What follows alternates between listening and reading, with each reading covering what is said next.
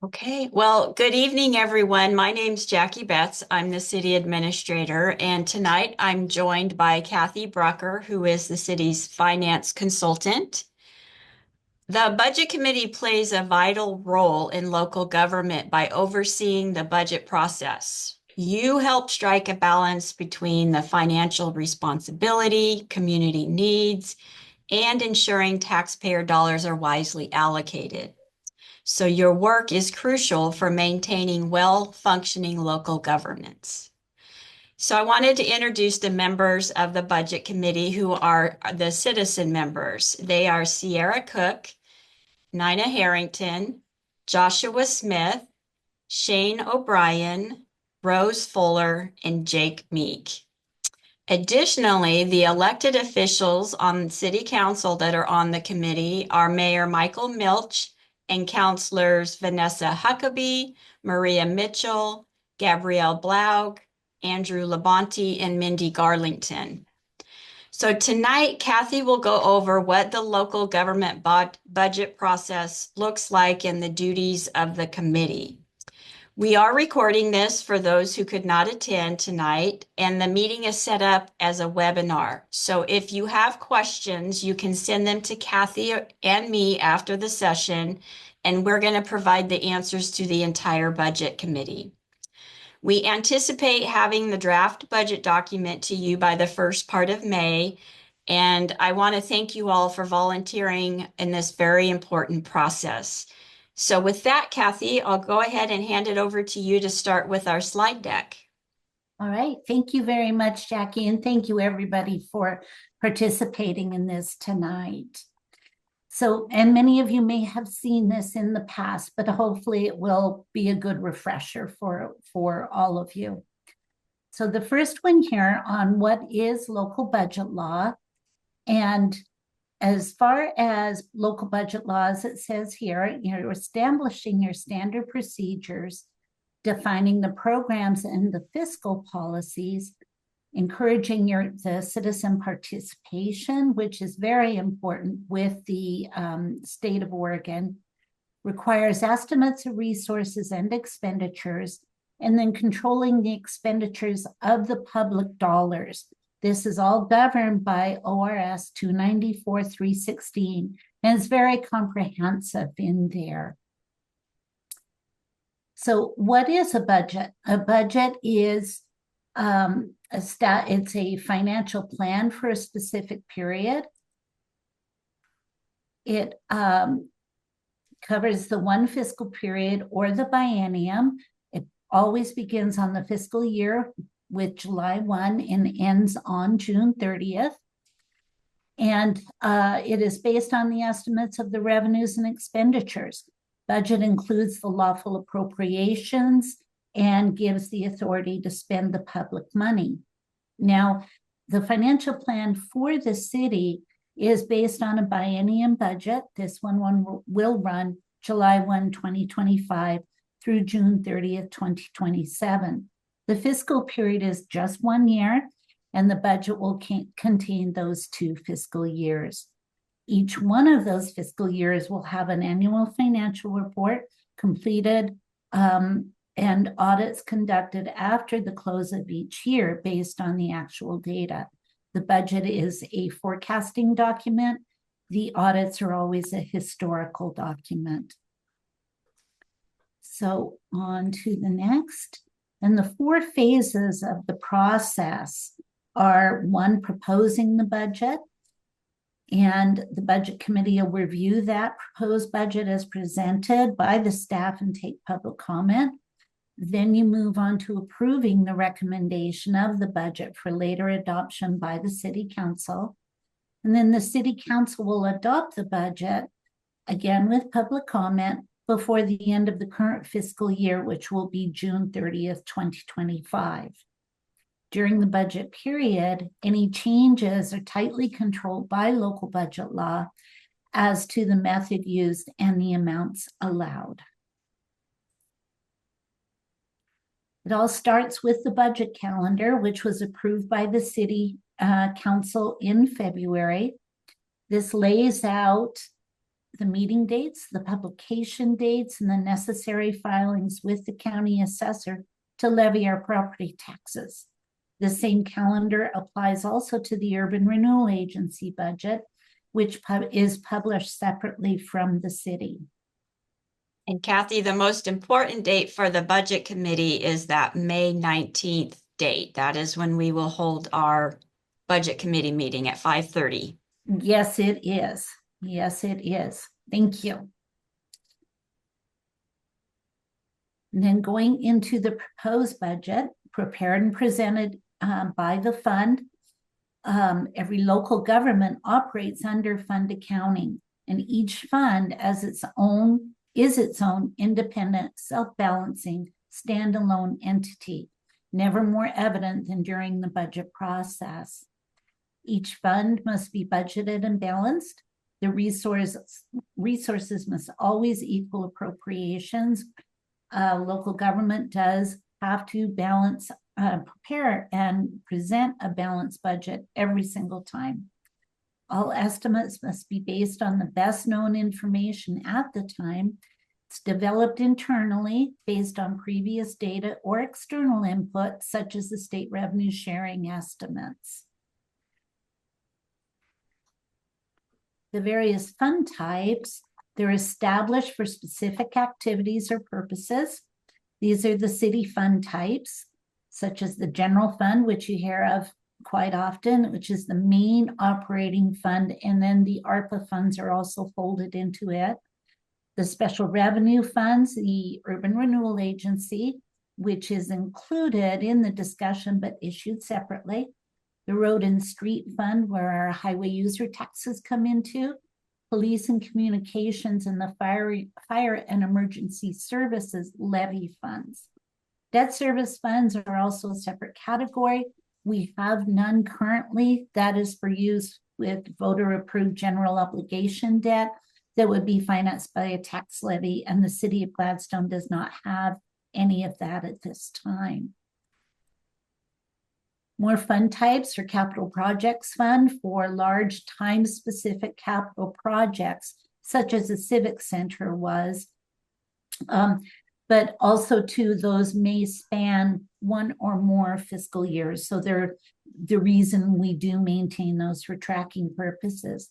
Then we have our enterprise funds, which are sewer, water, and storm, and those are all rate-based funds. Then the agency fund contains the municipal court fund. And those are basically for monies that we take in, such as all the traffic fines, et cetera, and then we disperse back out to the various court agencies. The standardized format that we use here is we prepare a proposed budget using these budget detail worksheets. These are initially sent out to each department to help develop the current year estimates and future year resources and appropriations. And as you can see, it contains past year information, current year biennium. It is up to them to help provide us with an estimate on what their year-end balance will be for the expenditures. And then we take those that information, double check it, and then base it more as far as going forward into the proposed for the new biennium. This also is what is necessary to help me prepare what the beginning fund balance will be. And I think I blew right through that slide. Basically, coming down to projecting the ending fund balance, which is beginning balance plus revenues, plus or minus the transfers to, or in or out, or and then minus expenditures. Kathy, I just wanted to share is that standardized format sheet that you had on the previous slide. Yes. That is something that was distributed to the members of the management team, so Public Works, the police department, the community center in January. So internally, management has been working on this proposed budget since January of 2025. And then that is where you're talking about now, where you're able to begin estimating the beginning fund balance for the proposed budget starting in July 1. Correct. Yes, thank you, Jackie. Mhm. The beginning fund balance, which is a very important part of all of this process, this is projecting the beginning balance per fund. It's calculated by those current year estimates of revenue expense to arrive at that beginning balance, estimating this about 7 months before the end of the current year. For the biennium budgeting, the equation will span both years consecutively.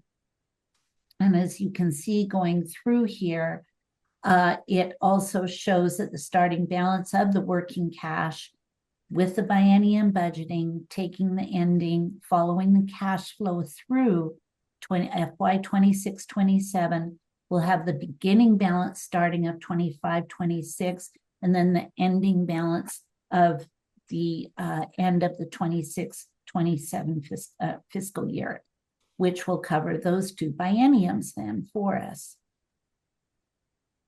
The revenues, our various revenues that we have to estimate, are all projected based on analytics, historical trending, or external information received, such as assessed values for property tax calculation. The city's main sources of revenue are divided into these categories.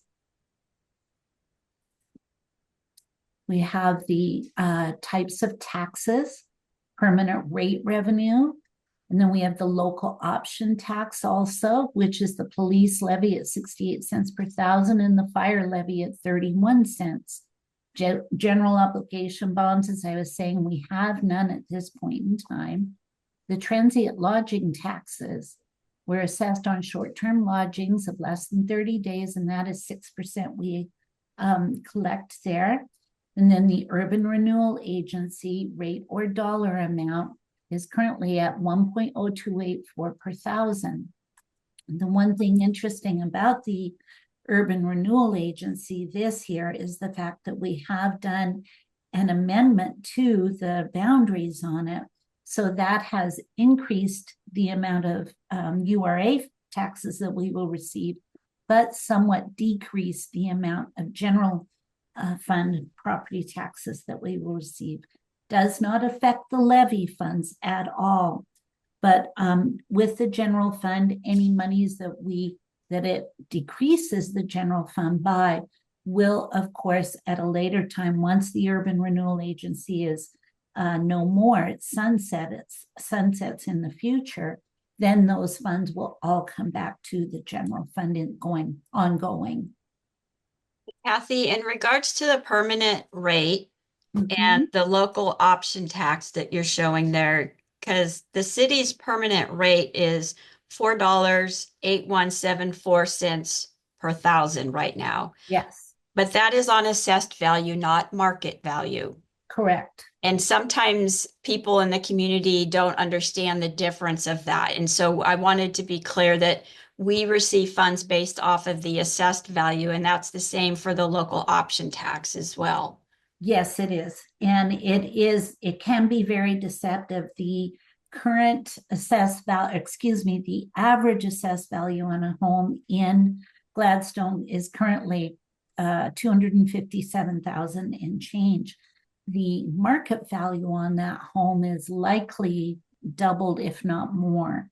So this is all of the local, the property tax laws that the state of Oregon has that are very confusing and not easily interpreted on a layman's basis, so to speak. The county, of course, is the one who administers all of that, and they do have extremely good information on their websites if you have further questions on how they calculate all of that. The only thing that increases that base rate that we have of the 4.8174 is if there is growth within the city.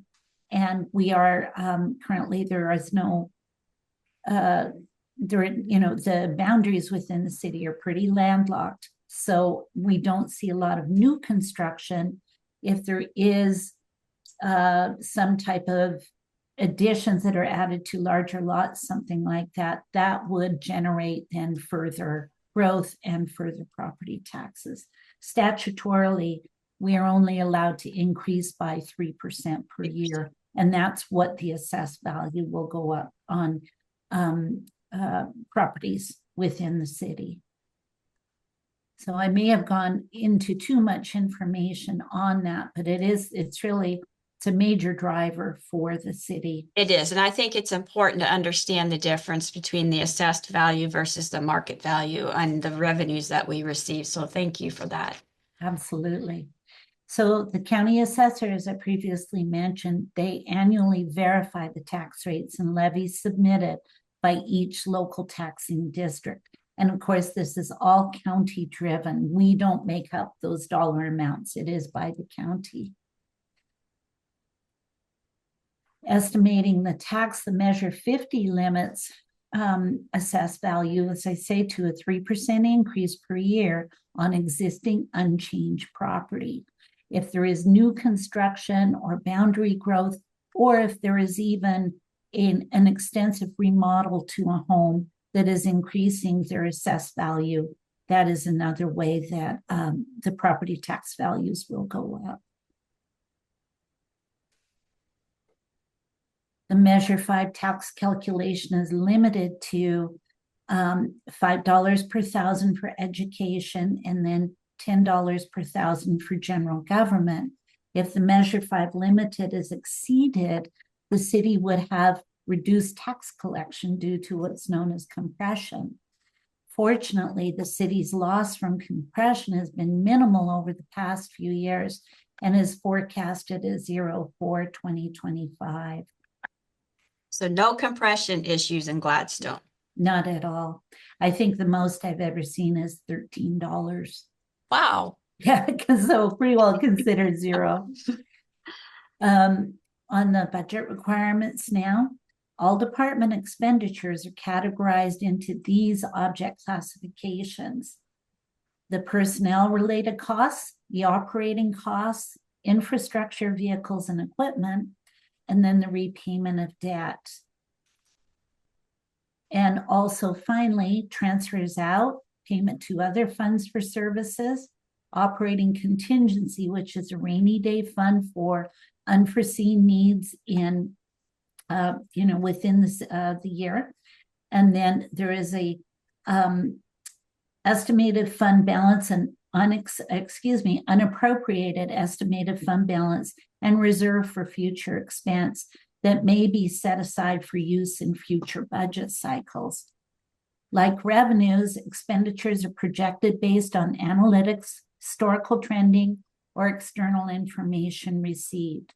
That is something that's incumbent upon the department managers to be aware of as they get towards the end of the fiscal year and with the budget impending, being aware of how much monies they are anticipating they will still be spending, any unforeseen expenditures, items such as that, so that I am able to get that information, analyze it, and assimilate it into what that ending fund balance will be. And so part of the guidance that we gave the management team when they were filling out those forms under appropriations where there's materials and supplies, we allowed them to ask for an inflationary cost of 3% in their line items there. Capital outlay is supposed to match up with the city council's adopted goals. So the projects that we will be working on and that you will see through the budget process will be related to the city council goals. Yes, and then of course debt service is on any long-term debt that we are holding and repaying. We currently just have the Civic Center, and that is almost paid off. And then the new Public Works debt. And then we have one final water department bond out there with one payment left on it. So the city is in excellent shape as far as very little debt associated with it. On the requirements, the transfers out, those are basically transfers out that are always offset by transfers in, which is moving money around between the funds for specific reasons, such as the debt. That's a good one to use. The debt is carried within the general fund, but roads, water, sewer, and storm are helping to offset the cost of the debt on the public works. So transfers in and out will use those. And then on the operating contingency, we strive to have a 10% of the ending fund balance in case there's a catastrophic event that we just can't plan for. So that's what the contingency is budgeted at 10%, correct? Yeah, yes, in roads, water, sewer, storm, we do use a smaller amount because of the capital outlay money in there. So, but we always maintain at least a 400,000 contingency in each one of those funds also. As we get into the publication on this, as I said, the state of Oregon and all of Oregon budget law is adamant that the public be notified just as much as possible. It's a very important step in the start of the notification process will happen with this first one of the publishing the notice of the budget committee meeting. It's got to advertise where, when, and if public comment is allowed. Those are the various methods that we have, and it must be published not less than 5 days or more than 30 days prior to the meeting date. Fortunately, now we are able to do it mainly by one advertisement in a newspaper, if you can find one anymore, to be able to advertise it in. Worst comes to worst, if we don't have a local, we go through the Oregonian. Yes. And then also too, we are able to post it on our website, and that does now satisfy one of the criteria too. And we also use social media as well too, but you're right, when we lost our newspaper, we looked to the Oregonian. It does cost a lot more, but with those other methods, we're able to post it in additional areas. Yes. So phase 2 of all of this is the budget committee and the importance there, consisting of the governing body plus an equal number of appointed electors. Appointed members cannot be employees, agents, or officers of the city. You'll serve a staggered 4-year term, and all members have the same authority, whether they're from the council or from the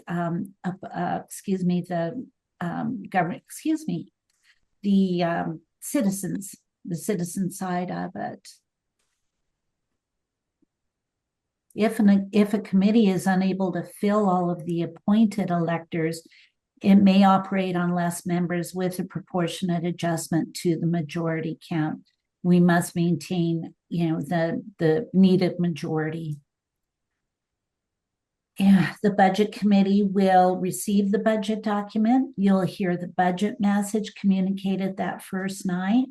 You will hear and consider any public comment, discuss and revise the budget as needed, approve the budget, and also approve the property tax rate. So coming into this then, all meetings of the budget committee are open to the public.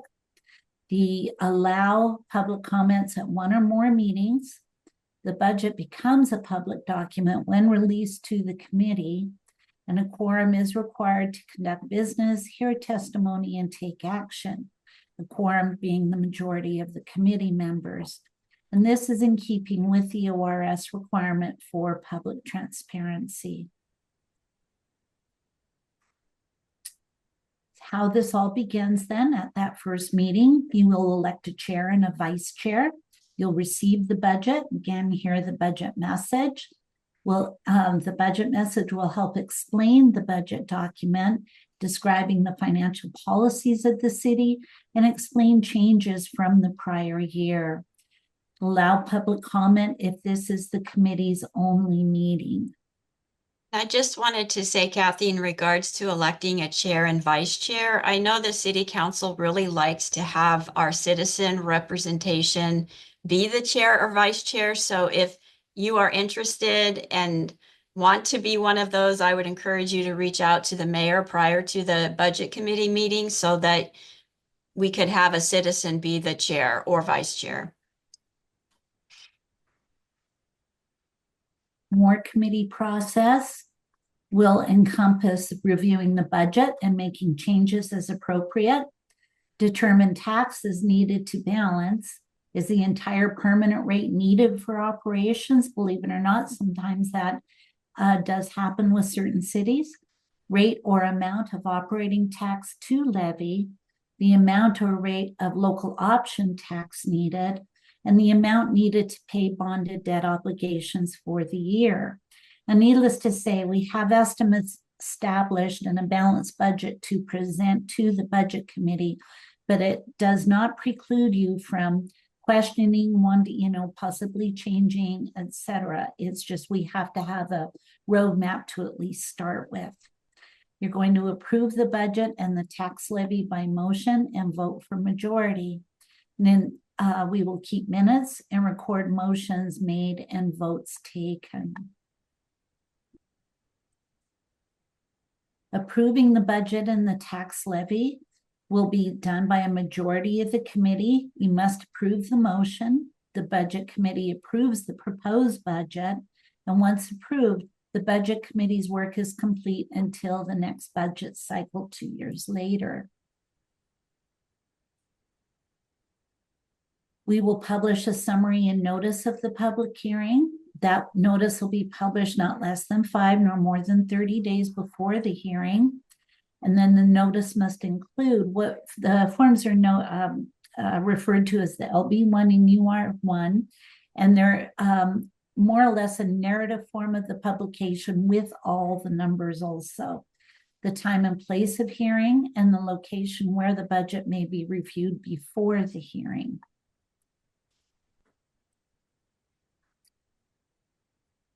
Then it will move to the city council for the public hearings and adoption. Normally the city council adopts the approved budget, but if not, if there are any changes that they do want to see move into that, if the expenditure is any fund increase by more than 10% or 5,000, whichever is greater, or if the rate or amount of tax increases by any amount, then we must republish the budget and hold another public hearing on it. Again, this ensures full transparency to the public so they understand that we're not going to have an end result in one meeting and then have it changed before it gets to the final without the chance for them to provide the input towards that. Having the city council on the budget committee, in my experience, I have never had a governing body then go after the budget committee process and change the budget document either. I don't know if you have, Kathy, but there is rules in place if a council did want to do that. I've just not ever experienced that being done before. And I can say that I have seen it be done, but it is when there is new information that has come forward as far as either some type of capital issue that has developed, and all of a sudden we're having to look at a debt financing and or a capital improvement project, something major that way that you know is going to be impacting you. But again, depending upon the dollar amount, you're going back, reopening the process and having the same public hearings. Very rare to have it happen. And needless to say, as you get closer towards the end of the fiscal year, it's best not to occur by any way, shape, or form. So after that budget hearing and before July 1, we have to enact resolutions or ordinances to adopt the budget, make the appropriations, impose the tax, and categorize the tax.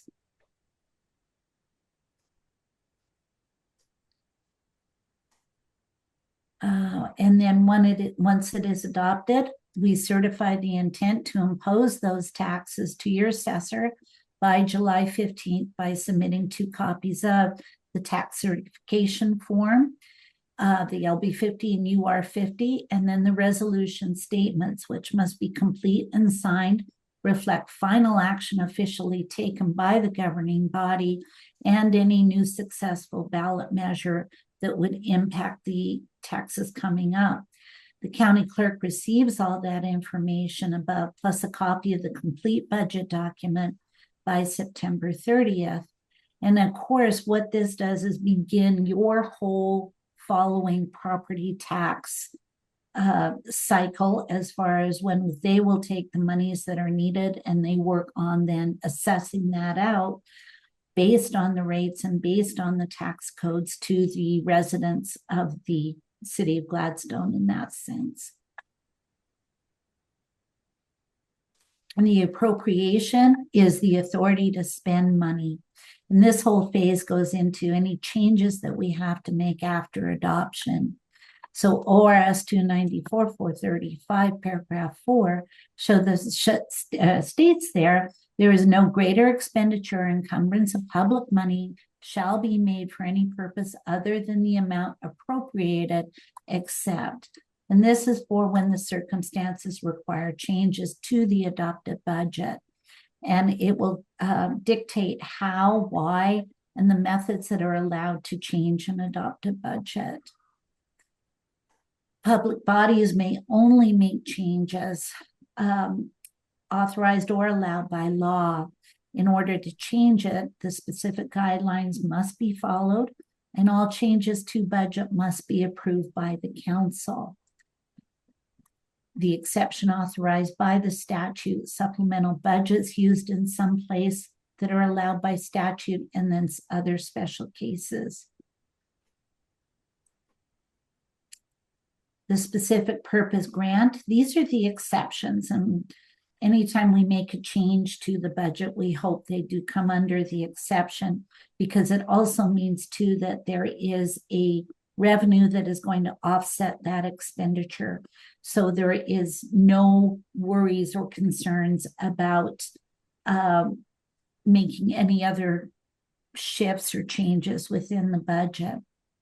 This specific purpose grant, when they're unknown during the regular budget process, has a specific purpose, and the resolution must be adopted before spending. The funded unforeseen occurrence or service must be declared again by the governing body. Funds must be provided by an outside source, self-insurance or other non-tax money, and then adopt a resolution again before spending. So as you can see, there is always there's a strong emphasis on transparency and control of how that money is utilized. Transferring appropriations between funds are the resolution transfers and the explanation necessary within the resolution, and must keep the budget at the existing levels. So there is no increase overall. It would be shifting X amount dollars from one fund to another fund.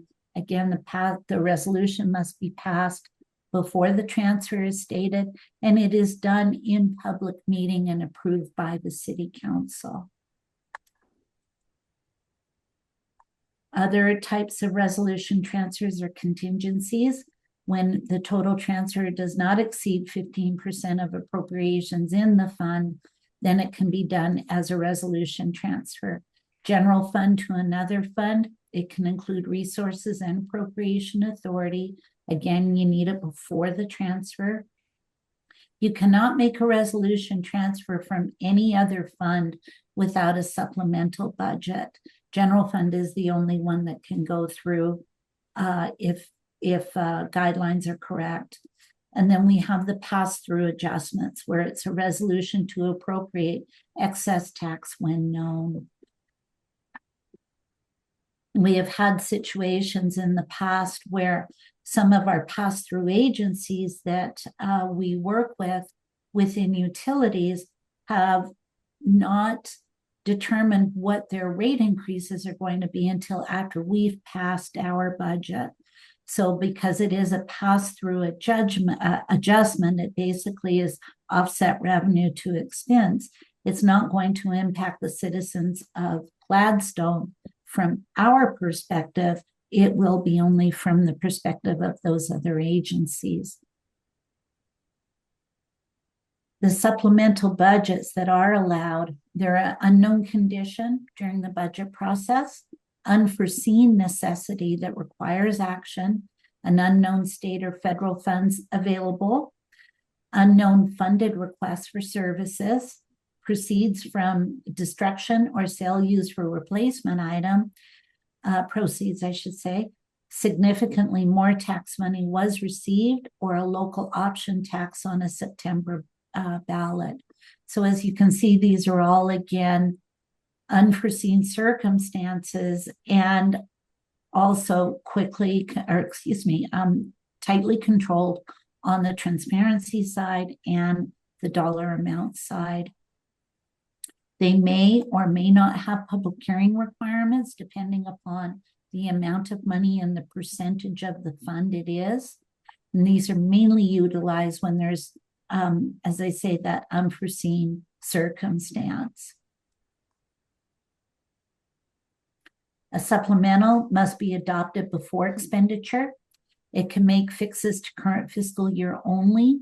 It cannot be used for an increased tax levy unless it was the September local option. Not allowed if the condition was known during regular budget process, and then it cannot transfer funds from the unappropriated ending fund balance except as provided by law. The fund expenditures differ than less than 10%. We must publish notice and not less than 5 days prior to the meeting, and then adopt the change within the regular governing body meeting.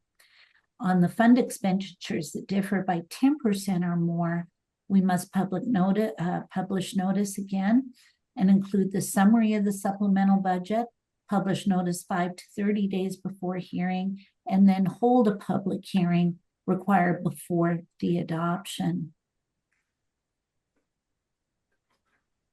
And as far as I hope you're not confused. Yes, I hope you aren't. I hope you weren't confused, but many people do kind of have this look on their face when it is all over and done. But you have made it through the budget workshop, and that sums it up pretty much entirely. I think a lot of that, Kathy, is because local government law or budgeting is different than having a personal checking account. Yes. And I think what we want to make sure that our committee understands is that really pay attention to the budget message when you get that proposed budget, because that highlights the main areas that we focused on in the document. Like I said, we have to make sure it aligns with the city council goals.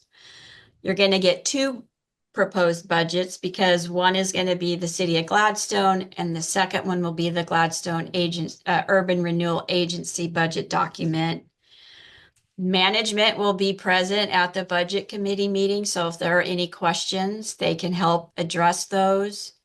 And I think also, Kathy, that if there are budget committee members that have questions prior to the meeting, that we will share the answers to the entire committee so everybody is getting the same information.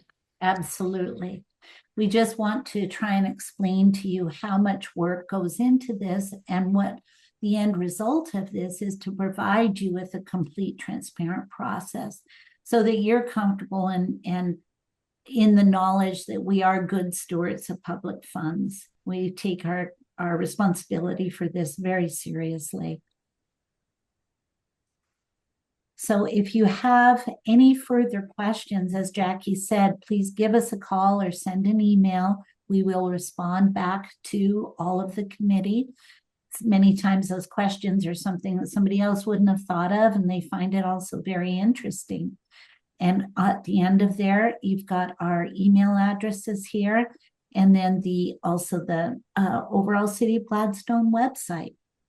So I thank you very much for your attention tonight, and hope that this has provided some good information for you. Great. Thank you, Kathy. Good night, everyone. Good night.